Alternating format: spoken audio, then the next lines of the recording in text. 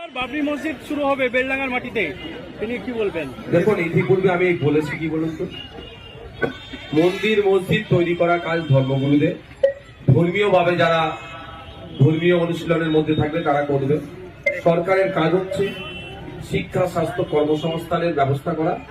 আর মন্দির মসজিদে যারা যাচ্ছে তাদের ইনকাম, তাদের মাসিক গড়াই যাতে বাড়ে এবং তারা মন্দির মসজিদে প্রেয়ার করতে যাচ্ছে, নামাজে যাচ্ছে, তাদেরকে পর্যাপ্ত পরিমাণে নিরাপত্তার ব্যবস্থা করা, এটা সরকারের কাজ।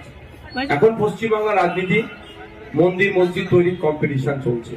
মমতা ব্যানার্জি মুর্শিদাবাদে ফুল ফ্লেজের ইউনিভার্সিটি এখনো দিতে পারলো না, কিন্তু 400 কোটি টাকা দিয়ে উপরে আপনার দীঘাতে জগন্নাথ ধাম করে দিলেন, আর অন্যান্য জায়গায় ধর্মীয় প্রতিষ্ঠান তৈরি করার চেষ্টা করছে। আমরা চাই রাজ্য সরকার মানুষের মৌলিক অধিকারগুলো বুঝিয়ে দিক। সেই মৌলিক অধিকারগুলোর মধ্যে শিক্ষা একটি গুরুত্বপূর্ণ মৌলিক অধিকার। আজকে 2012 থেকে 2024 পশ্চিমবাংলায় 25,000 প্রাইমারি স্কুল বন্ধ হয়ে গেছে।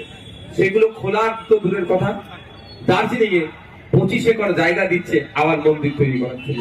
মানে এটা হচ্ছে এই ধর্মের রাজনীতি করার চেষ্টা করছে।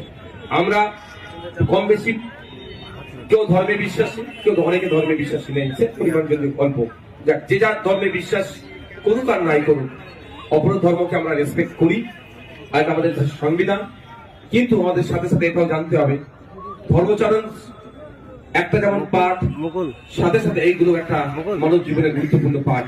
সেইগুলোকে কিভাবে ধর্মের নাম দিয়ে শাসকরা উপেক্ষিত করছে, সেটা আমাদেরকে লক্ষ্য রাখতে হবে।